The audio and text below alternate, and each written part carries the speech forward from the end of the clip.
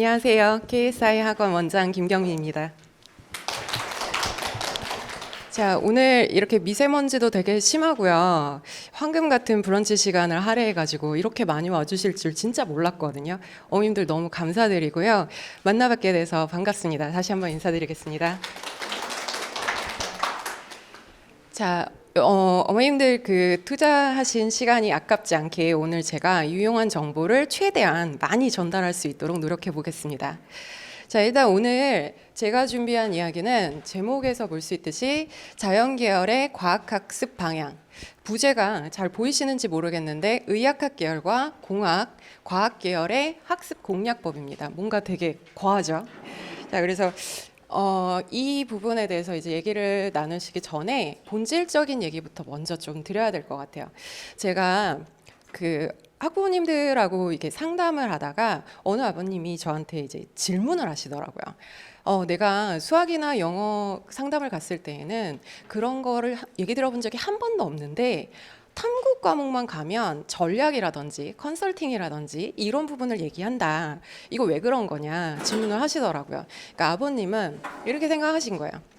학생이 공부를 열심히 해서 역량을 높여서 공부 잘하고 시험을 잘 보면 되지 왜 과목 선택에 관한 전략을 먼저 얘기하냐 약간 거부감이 있으셨던 것 같아요. 그런데 이거에 대한 해답은 생각보다 단순합니다. 말 그대로 선택 과목이기 때문이죠. 그러니까 공통교과처럼 모든 학생들이 다 듣는 게 아니라 내가 선택해서 듣는 거야. 무슨 과목을 들을지, 몇 과목을 들을지 이게 다 다르다 보니까 내가 어느 과목을 선택하느냐에 따라서 그 효과가 달라진다는 겁니다. 그래서 좀 쉽게 얘기하면 어머님들도 이제 학교 다 다니셨으니까 물리 이러면 어떤 생각 드세요? 몇몇 분 인상 쓰셨습니다. 어렵죠. 어려운 과목입니다. 그리고 점수 따기는 더 어렵죠. 그죠? 그러면 단순하게 생각하면 좀 더 쉬운 과목을 선택해서 좋은 성적을 얻는 게 훨씬 더 유리한 거예요. 그죠? 그런데 지금의 입시는 이렇게 단순하지가 않아요. 자, 왜 이제 쉬운 과목을 하는 게 일반적으로 유리하기는 한데 어떤 친구들은 자기가 진학하려는 거에 있어서 그 과목을 반드시 들어야 되는 경우가 있고 어려운 과목을 선택해서 듣는 게 더 유리해지는 경우들도 반드시 존재합니다. 그러니까 선택 과목을 무엇을 선택하느냐에 있어서는 나의 진학과 나의 지금의 현 상황 이런 부분을 고려를 해야 된다는 거죠.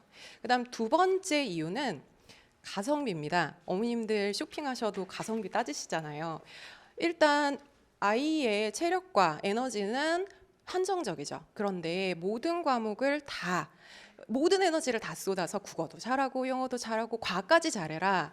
가혹하죠. 불가능합니다. 그렇기 때문에 뭐 무한의 시간을 과학에 투자해서 과학을 열심히 해서 잘한다. 제 입장에서 너무 좋을 것 같아요. 근데 현실상 그러지 못하니까 좀 더 적은 시간을 투자해서 효율적으로 더 많은 성적을 얻을 수 있는 거, 더 유리한 입지를 가고자 하는 거, 이게 고민하는 이유가 된다라는 말씀입니다. 그래서 오늘 이 부분에 대해서 조금 고민을 할 거예요. 이 고민은 학생들도 당연히 해야 되지만 어머님도 여기 참석하신 이유가 내가 정보를 잘 모아다가 우리 아이한테 잘 전달해 주면 도움이 될 거라고 생각하셔서 오신 거잖아요. 그죠? 그러니까 이게 우리가 무엇을 고민해야 되는지 제가 한번 정리를 해봤습니다. 자, 우리는 무엇을 고민해야 되는가? 과목 선택에 있어서 첫 번째, 나는 고등학교에 대해서 얼마나 알고 있는가입니다. 자, 어머님들 지금 대부분 중학교 학생을 양육하고 계시는 학부모님들이시잖아요. 주로 중3들로 알고 있습니다. 자, 그러면 우리의 궁극적인 목적지는 대입이지만 지금 바로 내 앞에 맞닥뜨린 문제, 고등학교 부분을 일반고를 진학할 것이냐 아니면 특목고라고 얘기하는 선발고사를 가지고 있는 학교를 경험할 것이냐 이 부분을 고민 안 하실 수가 없어요. 그래서 중간 체크 포인트죠. 근데 이 학교에 대해서 내가 정확히 알고 있는가 이 부분을 한번 점검을 하셔야 됩니다. 이게 상담을 하다 보면 조금 오해하시는 경우가 있어요. 어머님들이 그냥 과거에 우리가 공부했듯이 그냥 서열로 생각하시는 거예요. 아이들을 1등부터 100등까지 세워서 1등이 영재학교 가고 2등은 과학고 가고 3등은 자사고 가고 그러면 이게 시간이 지나면 영재고 학생은 서울대 가고 그 다음에 과학고 학생은 과학고 학생은 연고대 가고 뭐 이렇게 생각하시면 곤란하다는 겁니다. 왜냐하면 특수목적 고등학교는 말 그대로 특수한 목적으로 이루어지고 운영이 되고 있기 때문에 이거가 유리한 친구들도 있고요. 그렇지 않은 경우들도 있어요. 그래서 입시에 있어서도 모든 입시에 이 학교들이 다 유리하다. 이게 아닙니다. 그래서 진학에 있어서 어떤 개별과들은 학교가 걸림돌이 되기도 해요. 그래서 이 부분에 있어서 여러분들이 신중하게 체크를 하셔야 돼요. 그래서 정보를 다 모았고 학교를 이해했어. 근데 이거는 나의 진로와 맞지 않아. 그래서 선택하지 않았어. 이건 괜찮은데 꼭 뭔지 몰랐어요. 지나고 났더니 내가 그랬어야 되나 이러면 또 어머님들이 자책감에 시달리시잖아요. 그죠? 그래서 이 부분에 대해서 한번 설명을 해드리도록 하겠고요. 두 개가 한꺼번에 넘어갔네요. 자, 두 번째. 나의 목표와 고교 선택은 일치하는가? 제가 앞에서 살짝 언급을 해드렸는데 모든 학생들한테 다 좋은 학교라는 건 없습니다. 우리 친구가 관심 있고 가고자 하는 길에 맞춰서 내지는 우리 학생이 가지고 있는 기본적인 성향에 맞춰서 그 학교가 유리할 수도 있고 아닐 수도 있는 부분이라서 이제 그 부분이 정말 내가 잘 선택했는가 하는 부분도 중요합니다. 그 다음에 세 번째, 나의 선택은 대입에 유리한가 같은 얘기죠. 그죠? 자, 이걸 가지고 내가 대입에 좀 더 유리한 고지를 선택할 수 있는가. 자, 그 다음에 2024년 대학 입시의 흐름은 어떻게 변화하고 있는가. 여러분들 자녀분들이 치르는 입시는 2024년이 아닙니다. 그 이후죠. 근데 왜 2024년을 얘기하냐? 이거 조금 슬픈 얘기인데요. 2024년 입시도 아직도 확정이 안 된 부분이 있습니다. 이게 교육과정이라는 게 좀 큰 흐름을 가지고 이렇게 지속적으로 신뢰도 있게 흘러가줘야 되는데 아직은 조금 아쉬운 부분이 있어요. 그래서 고교 학점제가 이제 선언되고 지금 시행되고 있는데 자꾸만 딜레이되고 있습니다. 그리고 여러 가지 이슈에 의해서 조금씩 변경되고 있어요. 그래서 2028년 수능에 대해서는 아무것도 발표된 바가 없습니다. 그래서 추정할 뿐이에요. 그래서 우리 친구들은 2026년, 27년 이때 입시를 치르겠지만 우리가 이제 알 수 있는 게 없으니까 그러면 예측을 해야 된단 말이에요. 그러면 작년의 입시와 올해의 입시가 무엇이 어떻게 변화했는가, 그리고 이것이 도대체 무엇에게 영향을 받았는가, 요거를 인지하시면 앞으로 이렇게 흘러갈 것 같다라는 대비가 좀 될 수 있겠죠. 그래서 2024년에 변화된 과정에 대해서 조금 설명을 하겠습니다. 그리고 마지막에 나는 적절한 학습을 하고 있을까. 이 설명회를 하면 어머님들이 뒤로 갈수록 표정이 안 좋아지세요. 이게 막 고민이 더 많이 생기는 거야. 들었더니 더 모르겠어. 자, 그래서 나중에 이제 혼란스러워 하시는 경우가 있는데, 자, 마지막이 핵심입니다. 제가 요약 정리해 드릴 거예요. 자, 앞에 내용 다 각설하고 이거 하세요. 이렇게 그냥 딱 단순하게 애들이 되게 좋아하시더라고요. 그 얘기를 할 거니까 어디 가시면 안 됩니다. 끝까지 들으셔야 돼요.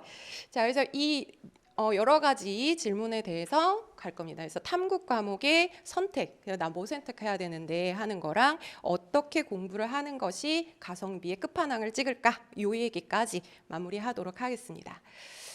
자, 그러면 수능과 입시 우리 누가 유리한가, 이거는 뭐 이슈가 많이 돼서 어머님들도 많이 보셨을 텐데 이과 문과이죠. 근데 사실 현재 통합형 수능에서는 엄밀하게 얘기하면 이과 문과는 없습니다. 아시죠?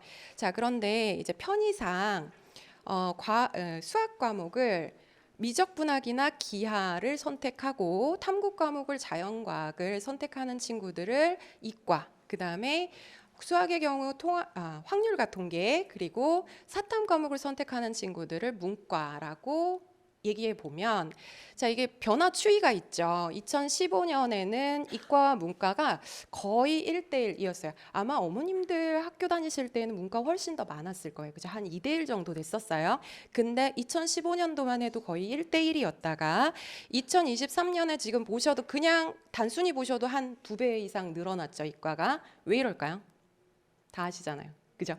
자, 첫 번째 이슈는 의학 계열의 복귀죠. 그래서 의대, 약대가 복귀를 하면서 이과 학생들이 갈 수 있는 과가 많아졌어요. 그래서 이 친구들이 의학 계열을 진학하게 되는 거, 이제 문이 넓어진 거 하나 있고요.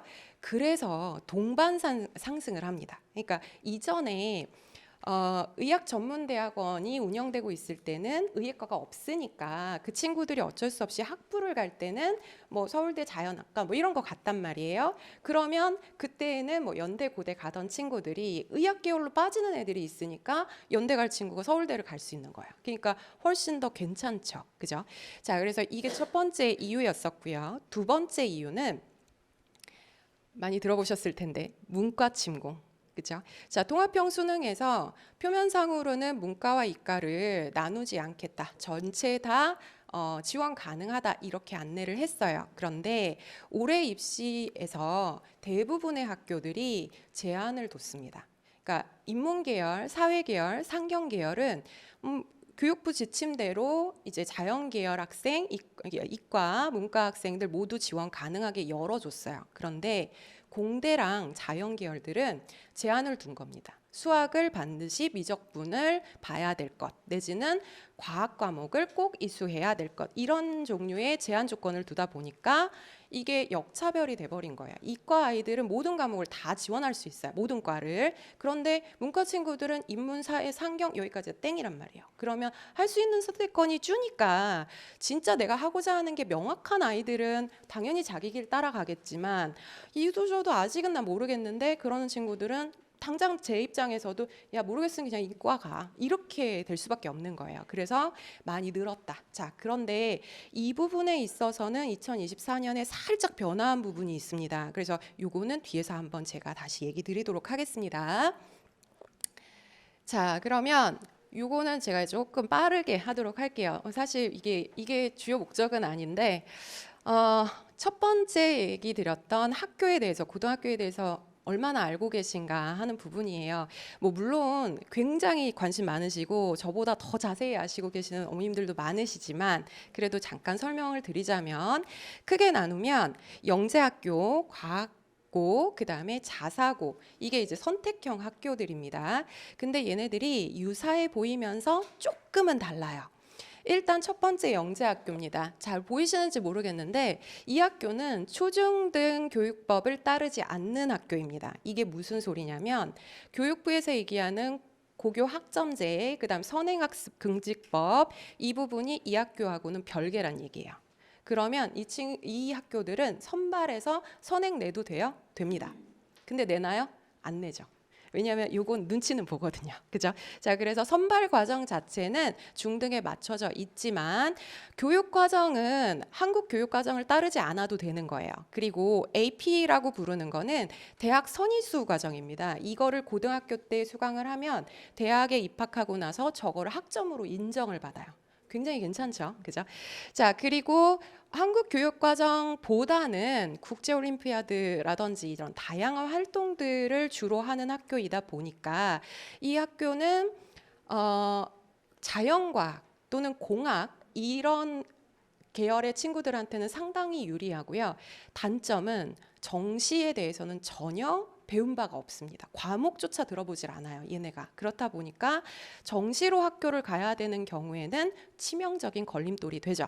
근데 아마 들어보셨을 거예요. 그래도 어디 영재고 졸업한 학생들이 의대 제일 많이 갔다던데 가겠죠. 그 아이들은 원래 우수한 학생들이에요. 그러니까 그 친구들은 그냥 재수한 겁니다. 재수해서 처음부터 맨 땅에 헤딩해서 의대를 파낸 거예요. 대단하죠.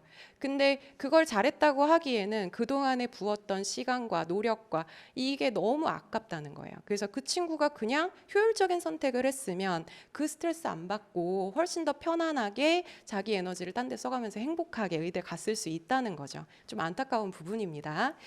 자, 두 번째 과학고는요. 유사하지만 좀 다르죠. 자, 초중등 교육법을 따릅니다. 그래서 이 학교는 고교 학점제의 제한을 받아요. 그래서 우선 선발권 없고요. 겨울에 이제 선발합니다. 그래서 영재학교 같은 경우 입시가 4월에 시작되는데 과학고 같은 경우에는 원서 자체는 뭐 여름에 늦지만 뭐 면접이라든지 이런 부분은 겨울에 해당합니다. 그리고 교과 목록은 여러분들 교육부 그 홈페이지 가시면 있는 그 교육과정 전체를 따라요. 그래서 1학년 때 통합교과 다 배우고요. 2학년 때에도 일반교과, 선택교과, 전문교과 그대로 다 열려 있는데 진짜 그렇게 운영됩니까? 라고 하면 아닙니다. 예, 교과 목록만 그렇고요. 사실은 여기 오는 친구들이 대부분은 선행이 많이 된 상태로 와요. 그러니까 그게 뭐 학원에 가서 선행이라기보다는 자기 주도적으로 학습을 많이 한 상태로 오기 때문에 기본적인 내용으로 수업하기에는 선생님들이 그럴 필요가 없는 거예요. 그렇다 보니 실제적으로는 대학 과정이 포함되는 경우가 많고 원서를 사용하는 경우도 상당히 많이 있습니다. 그래서 이 학교들은 이런 특징을 가지고 있다. 그래서 이 친구들도 마찬가지로 정시에 대해서는 아예 면역력이 없습니다. 안 배워요. 그래서 과학고는 주로 자연과학, 순수과학 쪽에 진로 희망을 하는 친구들한테 유리합니다. 그래서 공학 계열을 선호하는 친구들은 생각보다는 과학고에서 그다지 반기진 않아요. 그래서 공학은 되레 영재학교에서 훨씬 더 환영한다라는 겁니다. 자, 그 다음에 세 번째는 자사고이고요. 당연히 교육법은 따르고요. 자, 이 학교는 가장 다양한 진로가 가능한 학교입니다. 그래서 학교 역량에 따라서 여러 가지 과목의 개설이 가능하고, 그리고 우리나라 교육의 체제에 정확히 들어와 있어요. 그래서 수능 공부 시키고요. 내신도 수능에 맞춰서 내고, 그래서 내신 공부하면 수능 공부도 같이 이제 상승을 하다 보니까 이 학교 학생들이 정시는 제일 잘 봅니다. 근데 문제는 이제 치열하죠. 그래서 내신 따기가 엄청 어렵다. 알고 계시죠? 그렇지만 어쨌든 다양한 교과목이 있다는 것 자체가 상당한 강점이었습니다. 자, 이건 근데 과거에는 이런 영재학교 과학고 자사고를 나의 진로와 관계없이 사실은 선택했던 이유가 뭐냐면 교과목의 다양성 때문이었어요. 그러니까 학생부를 딱 펴는 순간 학교를 확인하지 않아도 이 친구가 일반고 학생인지 특목고 학생인지 딱 드러나요. 왜냐하면 일반고에서는 만약에 과학만 얘기하자면 물리, 화학, 생명, 지구과학 이 네 과목만 존재합니다. 대부분의 학교가 행정적인 이유예요. 그런데 이 학교들은 전문 교과라고 얘기하는 뭐 심화과학이라든지 뭐 그 윗급을 하는 고급과학 뭐 이런 거. 그러니까 이런 걸 들었어? 그러면 얘가 더 많이 듣고 공부한 게 확실하죠. 그러니까 이게 이제 일종의 차별이 돼버린 겁니다. 그래서 아예 선발 과정 자체를 뭐 미래영재 전형 뭐 이래가지고 따로 그들만의 리그를 형성했었어요. 근데 그거를 이제 그러지 말자. 이거 불평등하지 않냐. 그래서 이거 하지 말고 모든 학생들한테 다 똑같은 선택권을 주자라는 좋은 취지에서 시작된 게 고교 학점제입니다. 그래서 자사고, 그러니까 영재고 과학고는 사실 수월성 교육을 위해서 이건 폐지할 수 없지만 자사고 이하 외고, 국제고 이런 차별화 다 평준화시키고, 그리고 모든 교과목을 교육부에서 관할해서 내가 어느 학교를 다니던 간에 내가 원한다면 그 과목을 들을 수 있게 해주겠다. 이렇게 준비한 게 고교 학점제예요. 그런데 이 고교 학점제의 가장 중요한 포인트는 어쨌거나 저 애들이 없어져야 돼요. 자사고가. 그렇죠? 그런데 어떻게 됐습니까? 살아있죠. 그죠? 자, 이거는 사실 교육부의 문제라기보다는 정치적 이유예요. 여러 가지 이슈가 있었죠. 저항도 있었고, 이 자사고라는 게 사실 사유재산이다 보니까 사유재산에 대한 침해도 있고, 뭐 어머님들, 학부모님들, 학생들도 싫어하는 분들도 또 있으셨고, 그래서 여러 가지 이유로 인해서 얘가 우야무야 하다가 정권 바뀌면서 그냥 확정이 됐어요. 머무르게 하겠다. 그래서 여전히 있는 상태입니다. 그래서 이 세 학교들은 어쨌든 선발 시험이 있어요. 그래서 지필고사도 보고요. 면접도 봅니다. 그래서 내가 가고 싶다고 다 갈 수 있는 건 아니고 준비를 해야 갈 수 있는 학교들에 해당하죠. 자, 그러면 어머님들이 우리가 갈 수 있는 학교가 어디 있어? 이거 제가 다 소개해드리기가 너무 어려워가지고 제 사이트 하나 알려드릴게요. 교육부 고입 정보 포털 여기 들어가시면요. 정말 다 나와요. 그래서 우리나라에 어떤 학교가 있고 그 학교는 어떤 특성을 가지고 있고 내가 거주하는 지역에서 지원할 수 있는지 없는지 다 가능합니다. 그러니까 오늘 시간 되실 때 학생들이랑 같이 웹 검색 한번 해보시는 거 추천드려요. 자, 그 다음에 현행 특목고 자사고 현황입니다. 자, 영재고, 과학고, 그다음 외국어고, 국제고, 지역 단위 자사고, 전국 단위 자사고. 아까 뭐 세 개는 얘기 드렸고요. 전국 단위와 지역 단위의 차이를 당연히 아시겠지만 제가 높아심에 한번 설명을 해드리자면 전국 단위 자사고는 말 그대로 어느 지역에 거주하든 지원할 수 있는 학교예요. 내가 경기권에 있더라도 뭐 저게 어느 지역에 있는 학교건 간에 지원 가능해요. 그런데 지역 단위 자사고의 경우에는 특정 거주 지역에 있는 학생들만 지원이 가능한 형태의 자사고입니다. 다양하죠. 자, 근데 이게 좀 특별해요. 보실 부분이 있는데 이거 보이시는지 모르겠는데 서울권 보세요. 제일 많은 게 뭐예요? 지역 단위 자사고죠. 그죠? 자, 이 학교가 누굴까요? 여러분들 아시나? 하나고, 그 다음에 경기고, 서울고, 그죠? 과거의 명문들, 그 학교들이 지금은 지역 단위 자사고로 운영이 되고 있고요. 슬프게도 서울에 거주하지 않는 우리는 쟤는 못 간다라는 겁니다. 자, 근데 우리가 가능한 수도권 부분은 어디가 제일 높습니까? 국제고가 많아요. 국제고 고양시에도 하나 있죠. 예, 여기가 54% 정도 존재합니다. 자, 그리고 지방권에는 보시면 전국 단위 자사고가 가장 높습니다. 그럴 수밖에 없겠죠. 그러니까 지방에는 사실 학생 수가 많지가 않아요. 근데 우수한 학생을 선발하려면 전국에서 지원 가능하게 만들어 놔야 되겠죠. 이 학교들이 이제 어머님들이 뭐 상산고라든지 김천고라든지 이런 학교들이 여기에 해당하게 됩니다. 용인 자사고, 여기도 전국 단위 자사고에 해당하게 되죠. 이 부분이 전체 인원이 몇 명인지 한번 봐주세요. 2만 명입니다. 서울대 신입생 인원을 넘어요. 엄청난 숫자입니다. 그렇죠? 요거 잠깐 기억해 주세요. 뒤에서 유용하게 쓰입니다. 자, 잘 안 보이실 텐데요. 요거는 이제 제가 읽어가면서 좀 말씀을 드릴게요. 우리 그 카페에서 이걸 주관하시면서 저한테 한번 요청을 하신 사항이 있는데, 다른 건 다 자유롭게 해도 좋은데 혹시나 이거에 대입 용어라든지 이런 게 익숙하지 않은 어머니가 있을 수도 있을 것 같다 하셔가지고 조금 자세히 설명을 해주십사 말씀을 하셨어요. 그런데 저는 다 아실 거라고 생각하지만 그래도 짧게 좀 얘기를 드리자면, 현재 한국의 입시는 크게 두 가지로 나뉩니다. 수시 전형과 정시 전형입니다. 자, 정시 전형은 굉장히 심플해요. 수능 시험을 보고요. 수능 시험 점수를 가지고 대학에 진학하는 거예요. 이거는 전략이고 뭐고 없습니다. 그냥 숫자 잘 받는 놈이 1등이에요. 그렇죠? 자, 그런데 그 비율이 굉장히 높아진다 얘기를 했었어요. 40%입니다. 되게 높아진다더니 40밖에 안 돼? 그래도 굉장히 높아진 겁니다, 이게.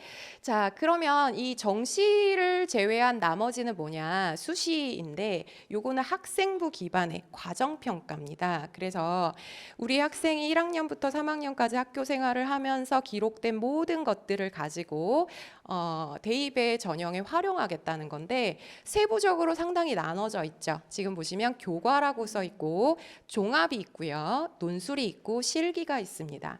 자, 실기는 예체능 계열이라서 제가 아는 바가 없습니다. 요거는 논외로 가도록 하겠고요. 수시에서 제가 지금 빨간불을 켜놓은 게 종합전형이에요. 요거가 비율이 가장 높아요. 41%, 거의 정시랑 비슷한 비율이죠. 이게 가장 높은데 옆에 있는 교과와 종합은 무슨 차이인가? 교과는요, 정시랑 비슷합니다. 숫자예요.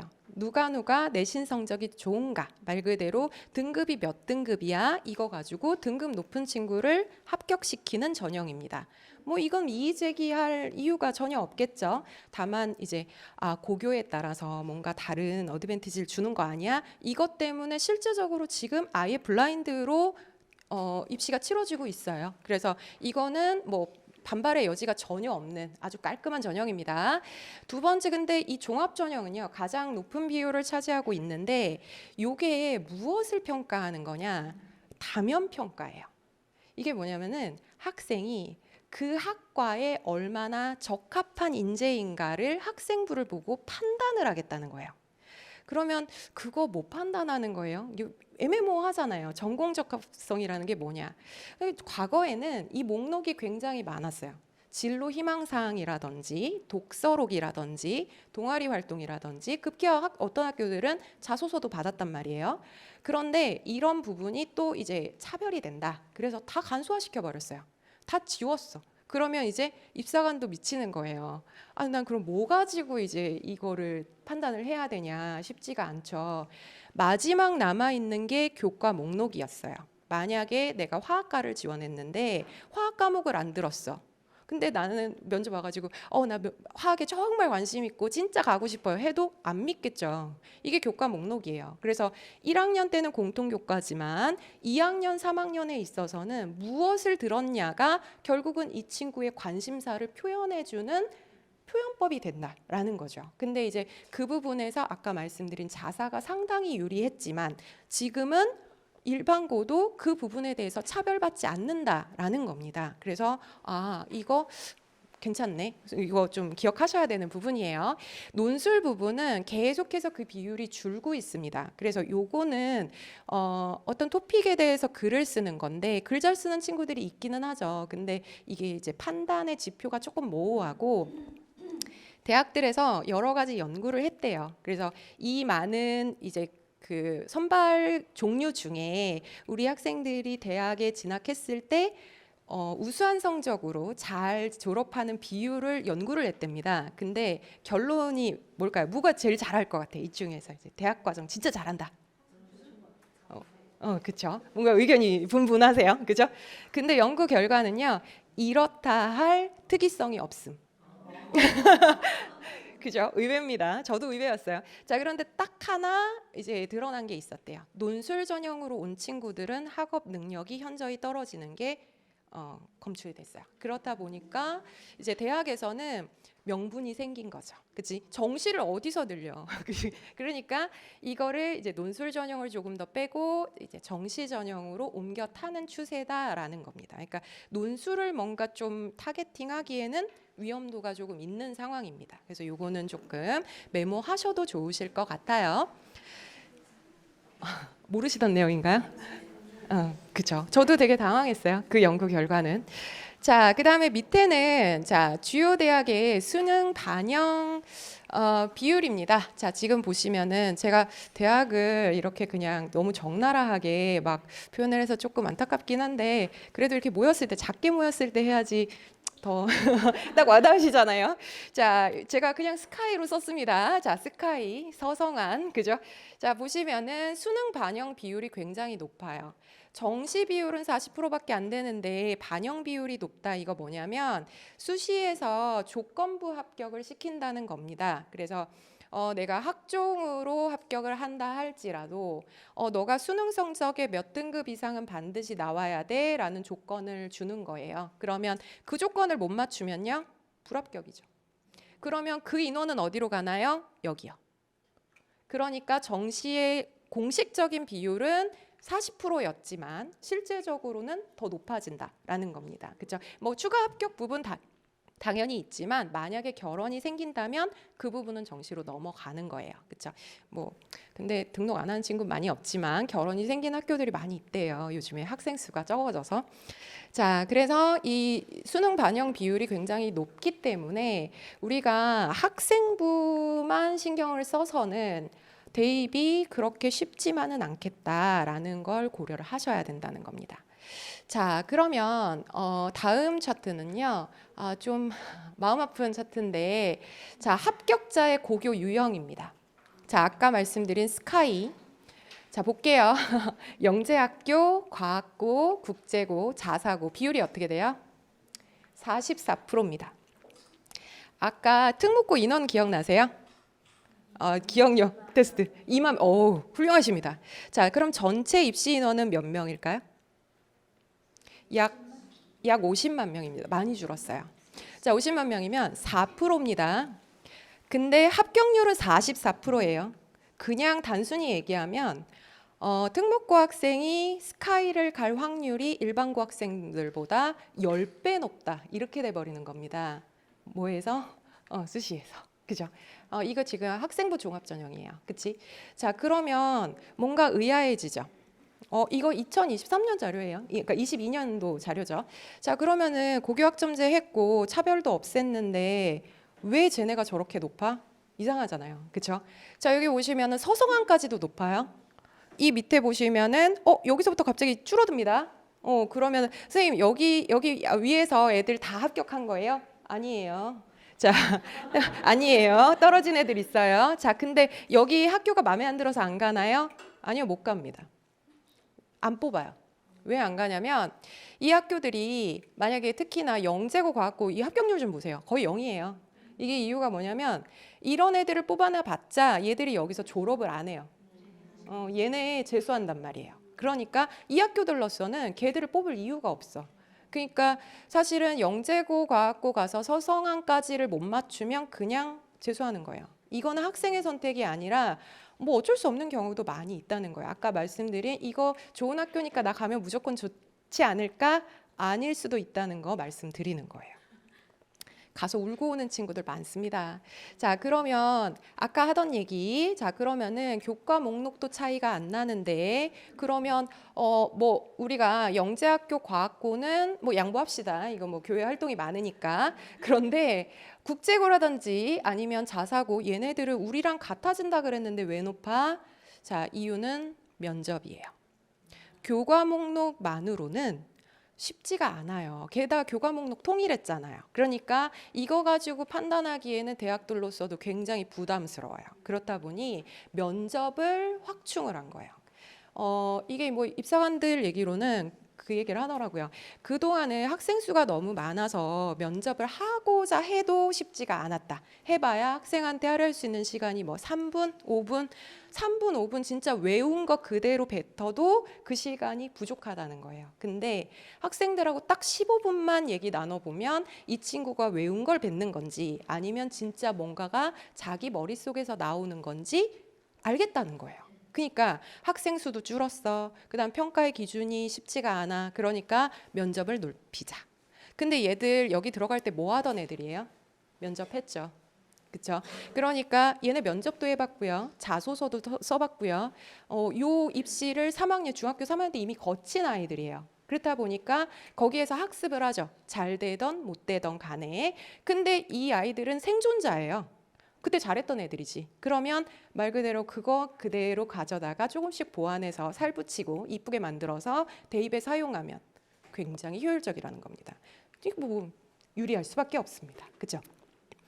자, 그러면 일반고는 우리 피해만 뭡니까? 아닙니다. 자, 보여드릴게요. 어머님들 제일 관심 많으실 의약학 계열의 전형 비율. 자, 요거 좀 다릅니다. 아까 전체 비율에서는 학생부 종합 전형이 제일 높았어요. 압도적으로 높았어요.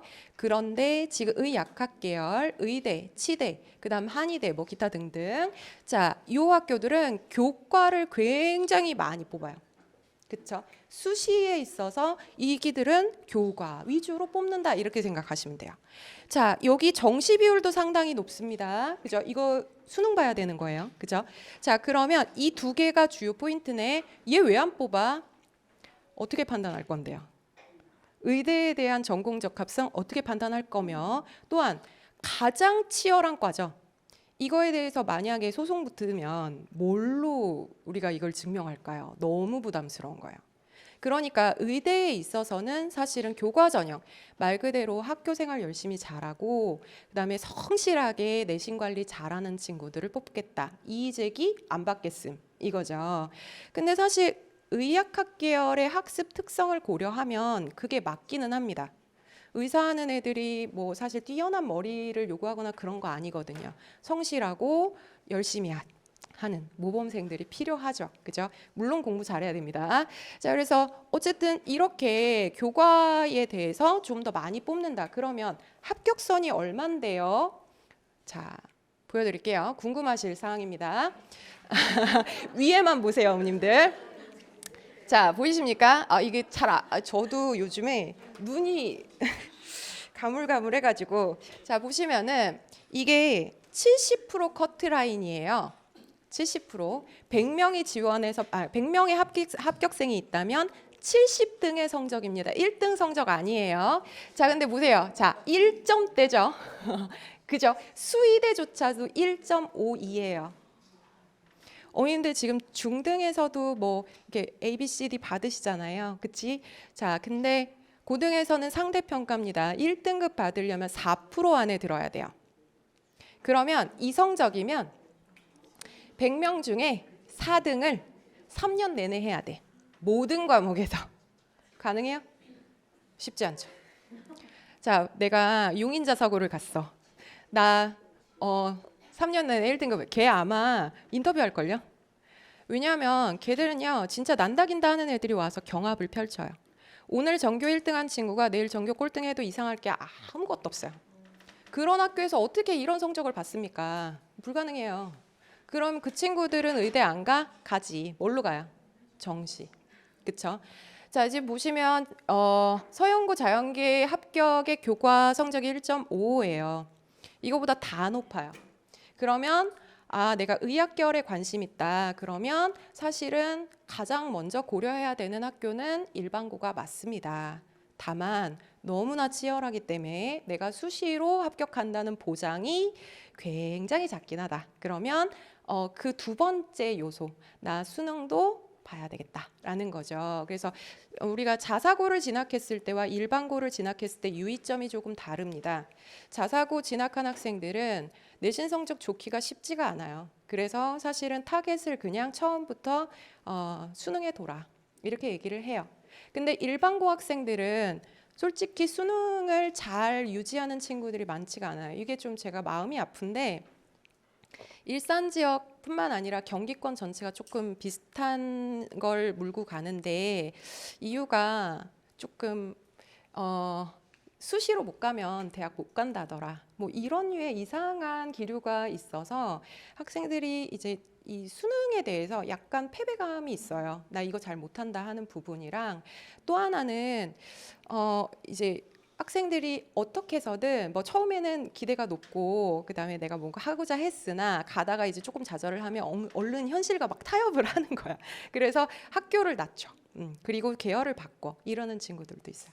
그리고 이제 가장 치명적인 문제는 이건 이제 탑 클래스 친구들의 문제인데 일반고에서 전교 1등 내내 하는 애들이 있어요. 근데 그들의 문제는 뭐냐면 나는 우리 학교 전교 1등이긴 한데 수능 성적은 1등급이 안 나와. 이런 애들 많습니다. 왜냐하면 이게 격차가 좀 나다 보니까 학교 내신 성적은 내가 뭘 그렇게 특별히 막 미친 듯이 열심히 안 해도 1등급이 나오는 거예요. 그러면 내가 지금 1등급인데 수능 성적 안 나와. 약간 정신승리하는 거야. 나는 1등이니까.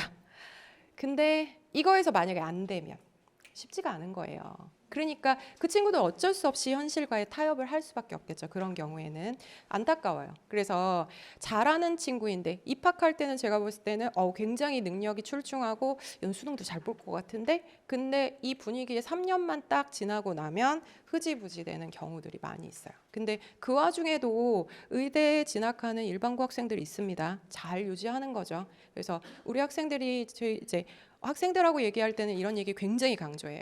너와의 싸움이 제일 힘들어. 가장 흔한 얘기지만 진짜 중요한 얘기입니다.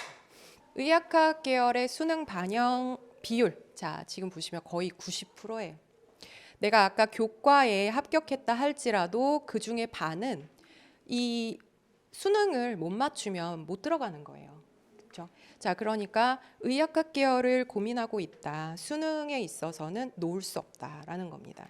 그래도 우리 학생들이 많이 달라지기는 했어요. 그래서 열심히 공부하려고 하는 친구들 많이 있으니까 어머님들께서 또 격려를 좀 해주셔야 되고 제발 딱 우리 학교 내신에 맞춰서 공부하는 그 부분만 조금 자제를 해도 좀 더 좋아지지 않을까 합니다. 제가 이제 어느 한 분을 누구 상담을 하는 게 아니기 때문에 이 학교가 좋아요 내지는 이게 유리합니다 이 얘기는 못 해드리지만 개괄적인 흐름에 대해서는 말씀을 드렸어요. 그쵸? 자, 그러니까 적어도 우리 친구가 관심 있는 분야가 의학학 계열인지 자연과학 계열인지 공학 계열인지 아니면 상경 계열인지 자, 이런 부분을 그래도 한 번은 고민을 해야 되고 결정을 해야 된다. 중3인데 벌써 내가 이거를 다 결정해야 돼? 그러라고 나온 게 고교 학점제이고 자, 어머니들 그거 아세요? 1학년 때 자율 학년제 했잖아요. 이제 변형된 그 과정에서는 1학년 1학기가 자율 학기제이고요. 3학년 2학기가 자율 학기제로 또 바뀝니다. 그게 무엇이냐면 1학년 1학기에는 적응하라고 그리고 3학년 2학기가 진로 탐색의 기간. 맞죠? 그게 맞죠? 왜냐하면 뭐 중1이 뭘 알아, 그죠? 지금 뭐 초등학교 졸업한 지 얼마 안 됐는데 너 대학 어디 갈 거야? 뭐 이러면 걔가 대답을 하겠냐? 그게 뭔데? 먹는 거야? 이럴 거 아니에요. 자, 그러니까 사실은 3학년 2학기 때 이거 고민하셔야 되는 거예요. 그래서 학교 고민 충분히 하시고 선택을 안 하시는 건 개인의 선택입니다. 근데 어쨌든 알고 내가 선택하지 않는 것과 모르고 지나가는 것은 정말 다르다. 그래서 어머님들 한번 살펴보시라고 제가 말씀드렸습니다.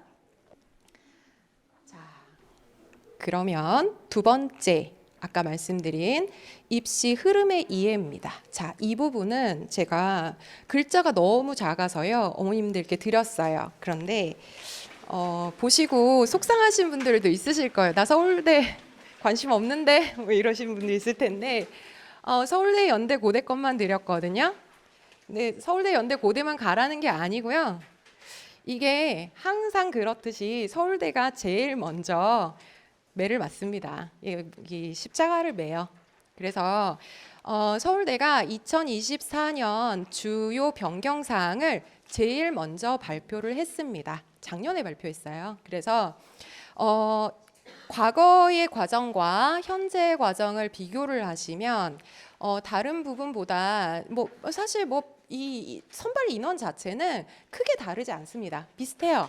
자, 그런데 여기 지금 보시면 학생부 종합 전형에 있어서 세부 사항이 조금 변경된 거 있는데 대동소이합니다.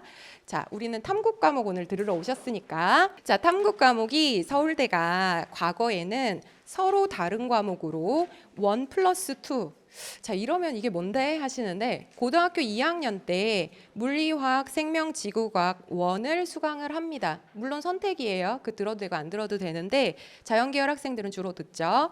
그리고 3학년 때 심화 과목인 2 과목을 듣습니다. 근데 요거는 이제 내신이고요. 수능에 있어서는 그 중에서 2 과목을 골라서 시험을 보는 건데 어느 과목 봐도 상관없어요. 내가 의예과라고 해도 화학 생명 안 봐도 돼요. 그냥 내가 점수 잘 나오는 거 보면 돼요. 그런데 서울대만은 까다롭게 굴어요. 1등 학교잖아. 그죠? 자, 서로 다른 과목으로 1+2 또는 2+2만 허용을 했어요. 2가 어떤 과목? 어려운 과목. 많은 과목. 그치? 자, 그러니까 우리 올 거면 너 이 정도는 해야 돼. 콧대 엄청 높죠. 그죠? 자, 그래서 요것만 허용을 했었는데 지금은 1+1, 1+2, 2+2 풀어줬습니다. 뭐 하는 대로 해. 자, 그러면 콧대가 낮아졌느냐? 그렇지 않아. 자, 여기서 뭐라 그러냐면 2 과목 선택 시 조정 점수를 부여함. 얼마 준다고 얘기 안 했어요. 얼마 줄 건데 내 맘이지. 그거 아마 기습하겠죠.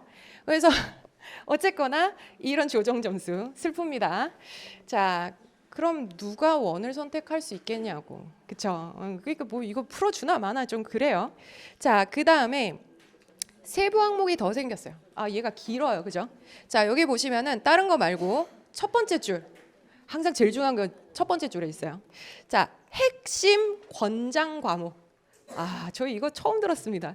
자, 이게 뭐냐면 학생부를 평가할 때 핵심 권장 과목을 선정해 놨어요. 이거 없었어요. 그러니까 그동안 내가 무슨 과목을 듣던 뭐 그런 부분에 있어서 자유롭게 했었는데 명확히 나는 밝혀주는 거예요. 나 이런 과목 들으면 핵심 권장 과목이니까 뭘 주겠다? 당연히 2점을 줄게. 뭘 얼마나 줄 건데 그건 얘기 못 하겠어. 왜냐면 교육부의 눈치를 봐야 되거든. 지금 평준화로 가겠다 그랬는데 나 특별히 할 거야. 그것도 국립대가 쉽지 않은 선택이야. 그러니까 은근슬쩍 이렇게 올려놨어요. 자, 이거는 서울대 홈페이지 가시면 자세한 사항이 목록에 올라와 있어요. 근데 뭐 되게 어려운 거 아니에요. 그냥 납득 가능한 수준이야. 그러니까 뭐 만약에 내가 전기전자공학과를 지원을 하는데 물리를 안 들었어. 걔 졸업 못해요. 그러니까 물리2를 꼭 들어야지 핵심 권장 과목이야 이렇게 해놓은 거예요.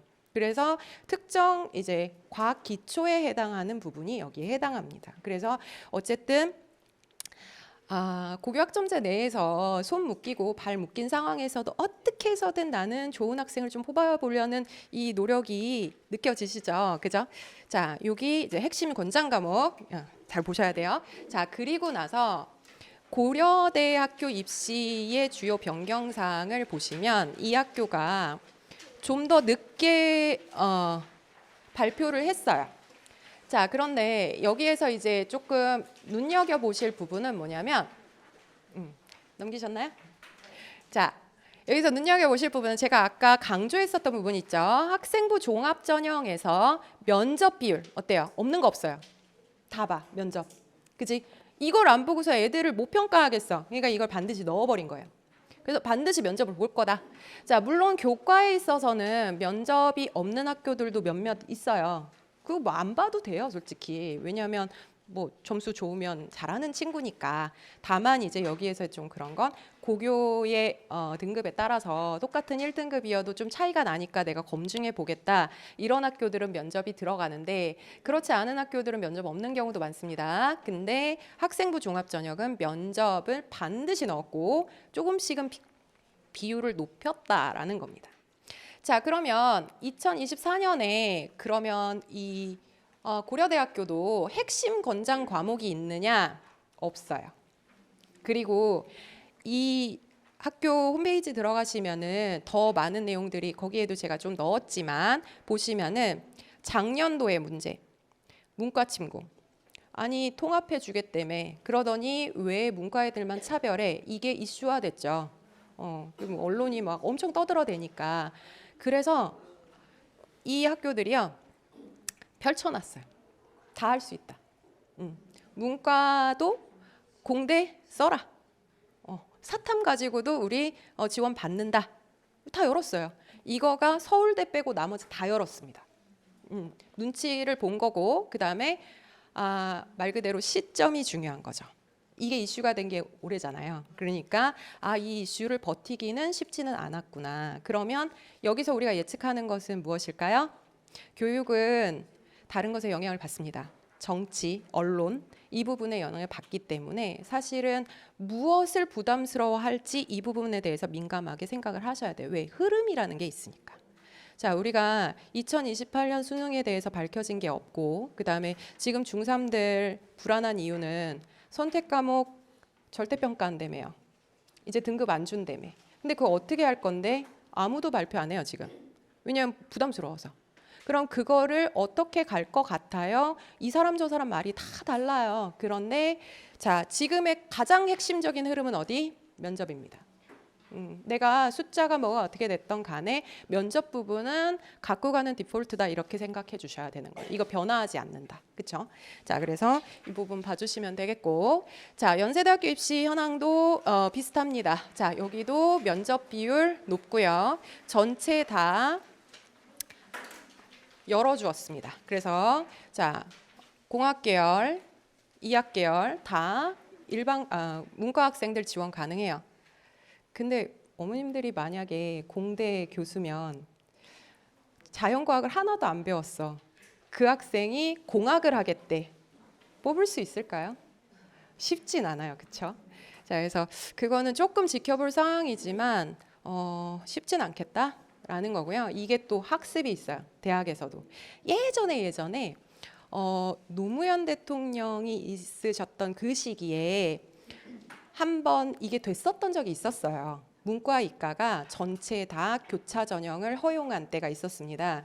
그때 난리가 났어요.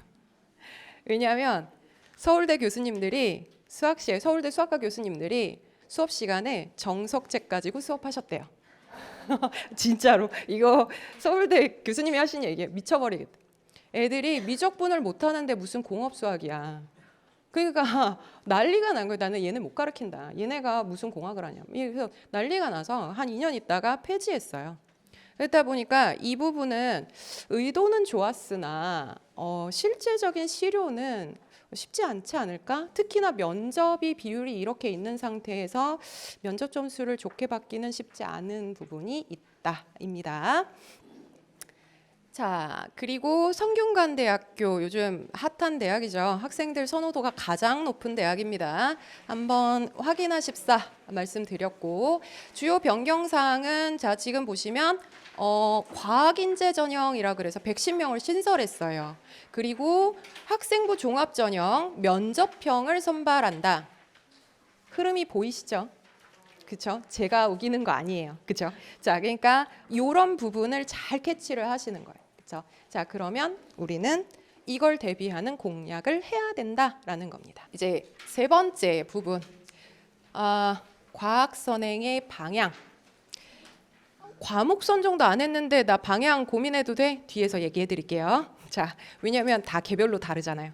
자, 그러면 과학 선행의 방향에 대해서 말씀을 드리도록 하겠습니다. 자, 그러면 아까 처음에 말씀드렸던 것처럼 과학 좀 복잡해요. 뭐를 어떻게 그럼 면접에 맞춰서 지금부터 해야 돼? 뭐 이런 부분 좀 세부적인 게 쉬우실 거예요. 자, 보여드릴게요. 같은 화학 공부, 저 화학 수업합니다. 그래서 화학으로 보여드릴게요. 자, 면접형의 화학 기출 문제입니다. 이거 한국과학영재학교에서 기출된 문제인데요. 문제 안 읽으셔도 돼요. 그냥 코끼리만 보시면 됩니다. 어때요? 이쁘죠? 자, 기체 문제인데요. 기체 운동에 의해서 기체 압력으로 물줄기가 뻗어나가는 우리가 흔하게 관찰하는 일상적인 현상에 대해서 그게 왜 그렇다고 생각하냐. 그 다음에 이것과 유사한 부분에 일상생활의 문제는 뭐냐. 그 다음에 이걸 이용해서 우리가 일상생활 기술로 활용할 수 있는 게 뭐가 있을 것 같냐. 뭐 이런 류의 풀 수 있으실 것 같으세요? 자, 저도 가물가물합니다. 자, 근데 이 시험의 특징은요. 일단 시간을 충분히 준다는 겁니다. 이 문제 주고요. 생각할 시간을 줘요. 그리고 충분히 생각하고 고민한 다음에 너 와서 나한테 말로 해봐. 이겁니다. 자, 숫자로 쓰지 않아요. 우리 학생들이 익숙한 1, 2, 3, 4, 5 중에 3번이요. 5번은 왜 아닌데? 그건 몰라. 일단 3번. 자, 이런 공부를 한 친구들이 이걸 하겠냐고. 선생님 1, 2, 3, 4는 어디 있어? 이렇게 되겠죠. 근데 어쨌든 이 면접이라는 거가 충분한 시간을 주고 우리 아이가 가진 그 지식을 이용해서 활용하는 방법에 대해서 고민하는 겁니다. 근데 이 면접이요. 이거 영재학교 면접인데 서울대학교 지역균형 선발의 면접이랑 거의 싱크로율이 80% 90%입니다. 비슷해요. 논술 비슷합니다. 자, 논술은 글로 쓸 뿐이에요. 근데 아까 그거는 안 하기로 했잖아요. 그죠? 자, 그러니까 이런 부분은 사실은 충분히 생각할 시간도 주고 그 다음에 네가 해봐 라는 거니까 좀 이제 심도 있는 사고를 할 수 있는 친구들은 마음이 좀 안정적이고 좋겠지만 문제는 1, 2, 3, 4에 익숙한 친구들은 답을 고를 수가 없어. 이게 문제야. 그죠? 자, 그러면 두 번째 유형입니다. 자, 수능형 화학기출 문제. 똑같이 기체 문제예요. 근데 얘는 외계어죠. 읽을 수가 없어, 급기야는. 자, 여기 뭐 A, B, C가 있고요. 뭐 A가 들어있는 데에다가 B를 넣어가지고 나는 누구게 이렇게 해놨어요. 그래놓고 좀 나은 건 1, 2, 3, 4는 줬어. 찍을 수 있어. 그죠? 근데 이 문제 푸는데 얼마나 걸리냐면요. 그냥 마음 먹고 풀면 저 처음 봐서 저 화학 공부를 뭐 얼마나 했는지 모르겠어요. 되게 오래 했어요. 자, 근데 제가 풀어도 처음 풀면 한 10분 걸립니다. 근데 이런 문제로 20문제를 30분 안에 풀라고 줍니다. 그럼 이런 문제가 몇 개나 나와요? 4개에서 5개 정도 나옵니다. 나머지도 만만치 않아. 근데 이런 애들을 4개, 5개 주고서는 선생님은 그럼 그 안에 풀어요? 저도 안 될 때도 있어요. 그래서 컨디션 안 좋으면 잘 안 돼. 왜냐하면 이게 수학적으로 정석적으로 풀면 시간이 부족해요. 그러니까 화학을 잘하는 것뿐만 아니라 시간 내에 맞춰야 되는 서커스를 해야 돼요. 이거는 연습이 필요해요. 말 그대로 안 되면 저 고3한테 찍는 법도 가르쳐요. 야, 있잖아. 여기 앞에 개수가 있으면 이거는 1, 2, 3 중에 하나야. 무조건. 뭐 이렇게 해서 저 적중률 좋아요. 자, 그렇게 해서 풀어야 돼. 안 그러면 못 풀어요. 시간 내. 그러니까 이 문제와 이 문제는 달라요. 그쵸? 똑같은 화학인데 너무 달라. 그러면 나는 이거 해야 돼? 이거 해야 돼. 아까 말씀드렸잖아요. 둘 다 해야 돼. 근데 뭐부터 해야 돼?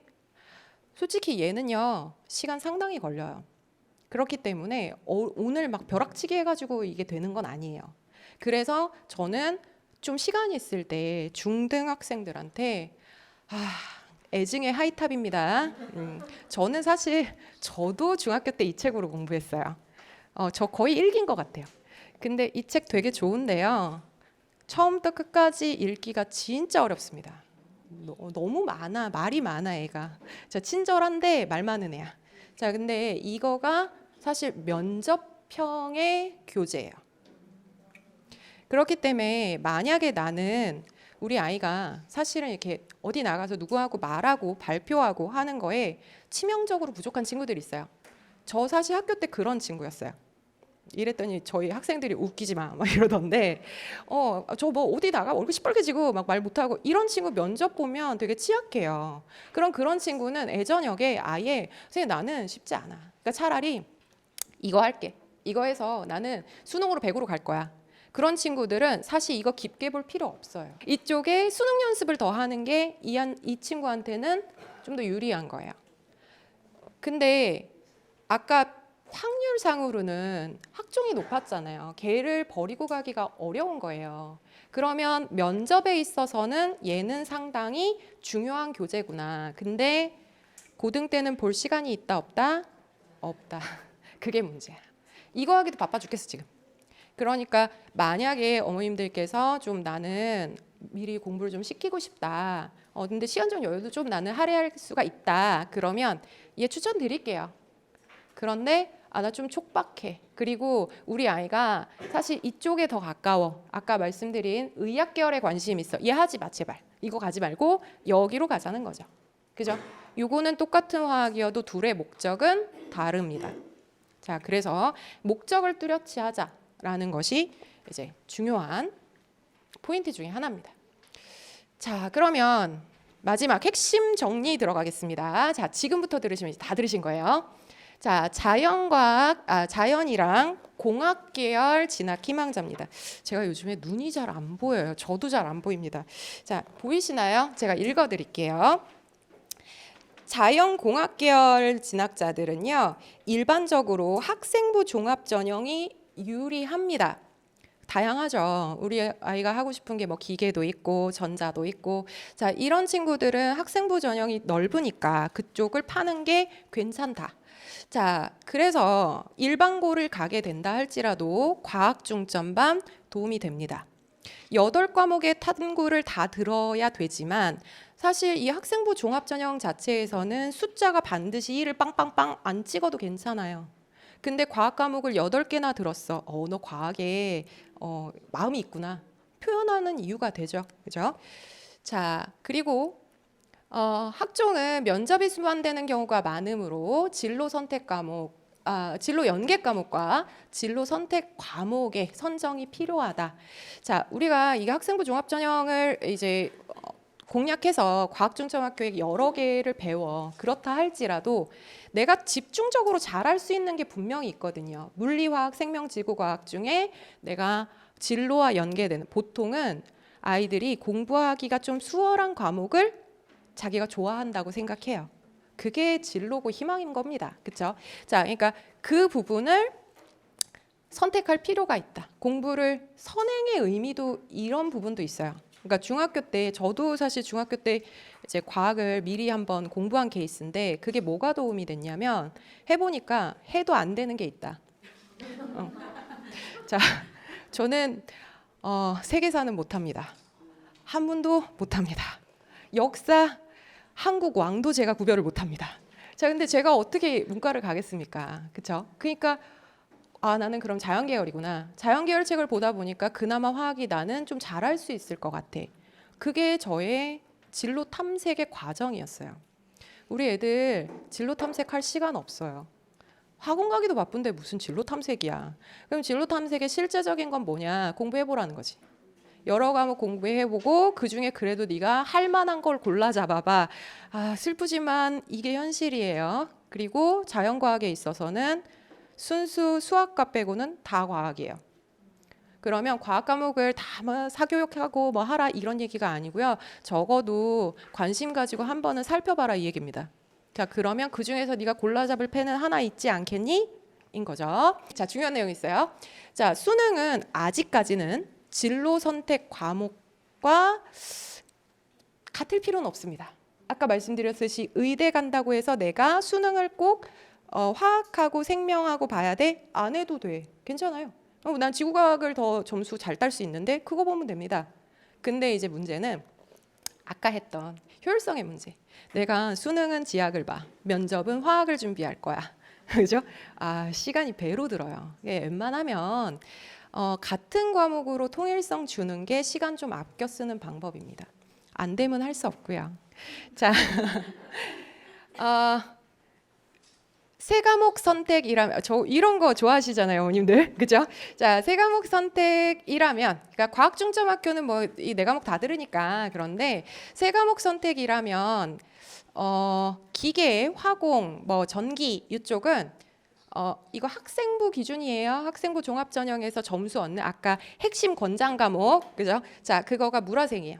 물리, 화학, 생명, 그쵸? 생명이라든지 식품이라든지 환경은 누구죠? 자, 환경. 자, 요거는 화생지 해도 괜찮아요. 사실 여기 물화생 듣는다고 문제가 아니에요. 그런데 물리 왜 뺄게요? 아까 어머님들이 얼굴로 증명하셨잖아요. 물리, 그죠? 자, 요거 피해가도 괜찮아인 거예요. 그쵸? 자, 그런데 의학학 계열의 진학 희망자들은 유사하지만 좀 달라요. 자, 일반적으로 아까 말씀드렸듯이 학생부 교과 전형이 훨씬 더 유리합니다. 그러니까 가능하면 숫자 좋게 가는 게 좋아인 거야. 학교도 웬만하면 일반고가 나을 수 있어. 이 얘기 드렸어요. 자, 그 다음에 과학 중점반에 대해서 과학 중점반을 수강하면 의학 계열에 도움이 된다 이렇게 생각하시는데 오해십니다. 왜냐하면 의학학에서 사용하는 과목은 여기 드렸는데 의예는 생명과학 중심이고요. 그 다음에 약학은 화학 중심입니다. 이 둘도 달라요.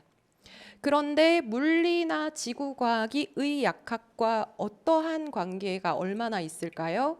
별로 없어. 그러니까 이 과학 중점반 하려면 사실은 상당한 시간과 노력을 할애하게 되는데 그 시간에 이거 합시다인 거예요. 그쵸? 공부하세요. 그러면 심학 과목이라는 건 뭐냐면 아까 여기 이제 물화생, 화생지 이렇게 했잖아요. 이 의학학 계열이 진짜 확실한 친구들은요. 아예 자 이걸 화생만 들어요. 그 다음에 3학년 때 화투, 생투를 듣는 거야. 그러면 이거 타겟을 확실하게 잡는 거죠. 나는 이거 할 거야. 명확하게. 그죠? 자, 그러면 누가 뭐라 그래도 난 여기 갈 거야. 근데 이제 이런 경우에는 의학학 계열의 나머지 B 플랜을 잡기가 조금 쉽진 않아요. 그렇죠? 이게 이제 의학학을 꼭 간다 그러면 괜찮은데 이거에서 내가 만약에 의대가 안 되면 나 딴 데도 쓸 텐데 하면 어디를 노려요? 요거. 괜찮네요. 그죠? 여기와 여기는 연동됩니다. 그죠? 자, 그러니까 요거 괜찮은. 마음에 드세요? 자, 마찬가지로 수능은 진로와 관계가 없습니다. 그러니까 점수 잘 나오는 게 좋다. 그죠? 자, 학생부를 고려하면 화학 생명이 반드시 포함되고요. 지금 얘기 드렸던 화학2와 생명2도 수강 추천합니다. 자, 학교 수강 얘기 드리는 거예요. 자, 그 다음에 과학 선행의 전략입니다. 지금 중학교 3학년 기준. 자, 더 어린 학생 학부모님들도 있으실 것 같은데, 자, 그래도 뭐 참고하시고, 자, 계획을 짜시면 되니까. 자, 면접 대비가 필요한 경우입니다. 자, 면접도 두 가지로 나뉘어요. 문제 해결력을 중점하는 학교. 아까 봤던 영재학교, 과학고, 얘네들은 아까 이런 문제가 있어. 너 어떻게 해결해 볼래? 이게 문제예요. 자, 이런 친구들은 심도 있는 기본 학습 후에 적용 훈련이 필요해요. 아까 봤던 그런 류의 여러 가지 케이스들을 공부하고 내가 이제 발화를 시켜보는 거야. 내가 가진 지식을 사용하는 법. 이 연습이 필요합니다. 자, 그런데 학생부와 자소서 기반의 면접을 보는 학교들이 있어요. 민사고, 용인, 자사고, 상산고, 뭐 기타 등등 얘네들 다. 자, 이들은요. 뭘 묻냐면 그런 거 있잖아요. 우리 그 학생부 세특사항에 어떤 친구가 뭐 학교에서 천편일률적으로 배운 거긴 해. 근데 선생님이 써준 거야. 뭐 그래핀이 뭐 그래핀의 특성을 이용해서 뭐 어쩌고 저쩌고 했다. 너 이거 했냐? 그랬더니 모른대 자기. 근데 선생님이 써준 거야. 그러면 그걸 갖고 질문을 하는 거예요. 그래핀이 뭐예요? 흑연이랑 뭐가 달라요? 뭐 이런 식의 개념을 묻는 이런 류의 문제들을 면접에 냅니다. 그리고 이제 자소서 기반이라 그랬는데 자소서에서 자기 주도적인 학습의 경험에 대해서 얘기하라 그러거든요. 그 부분이 진짜 네가 한 건지에 대한 검증을 합니다. 그러니까 당연히 어디를 공부해야 돼? 내가 자소서에 쓴 거. 그리고 내 학생부에 기록돼 있는 거. 내가 했든 안 했든 간에. 그죠? 이 부분에 대한 이거를 연습을 하는 거예요. 그렇죠? 자, 이거가 어디에도 사용된다? 대입에도 사용된다. 그래서 요 이제 면접 대비가 필요한 학교들, 이제 내가 특목고 갈 거다 이런 친구들은 요거를 해야 되는 거예요. 자, 근데 나는 일반고 갈 거야. 면접 대비 안 해도 돼. 자, 이런 경우에는 진학 후에 탐구는, 과학 탐구는요, 특히나 뭐 없습니다. 그냥 수능 연계예요. 비슷해. 우리 학교 난이도가 되게 높아. 수능에 킬러 문제 4개 냈어. 인거. 우리 학교 난이도가 별로, 그래, 2개 냈어. 이 차이예요. 선생님들이 결국은 이 수능의 부담 때문에 거기서 벗어날 수가 없어요. 그렇기 때문에 개념학습 후에 아까 얘기했던 수능형 문제풀이, 스피드가 관건인 스피드와 정확성, 이거를 연습한다라는 겁니다. 그래서 일반고가 확정된 친구들은 저는 차라리 개념 깊게 가는 것보다는 수능 문제 많이 푸세요 말씀드려요. 자, 그다음 킬러형의 문제 대비, 그래서 시간 확보 이 부분이 필요하다. 아무리 똑똑해도요, 저 전공했어요. 10몇 년 공부했어요. 근데 스피드가 안 나오면 수능은 좋은 점수 얻기가 힘들어요. 자, 이건 말 그대로 그냥 몸으로 체득을 해야 되는 부분. 자, 그다음에 학종이나 논술 고려 시에는 보완을 좀 해줘야 된다. 아까 말씀드린 학종은 면접 부분, 그거는 이제 3학년 때 조금 고민을 하셔야 되겠죠. 그럼 학생부 종합 전형으로 갈 거냐, 교과 전형일 거냐는 언제 판가름 나요? 뭐 계획은 지금 세우시지만 뭐 계획대로 되지도 않는 경우 있잖아. 그거는 2학년 2학기 교과 성적이 나오고 나면 자연스럽게 내리는 패가 생깁니다. 자, 그러고 나면 3학년 때에는 전략적으로 실제로 내가 그럼 이제 갖고 있는 패에서 최대 꼭지점은 뭘 해야 되지? 이럴 때 어머님들 돈 쓰시고 컨설팅 받으러 가시잖아요. 그렇죠? 자, 그때는 이제 마지막 세팅에 대해서 고민을 하시는 거고요. 지금은 아직 하얀 백지잖아요. 예쁘게 그림을 그리실 수 있게 제가 밑그림 그리는 요령을 말씀을 드린 겁니다.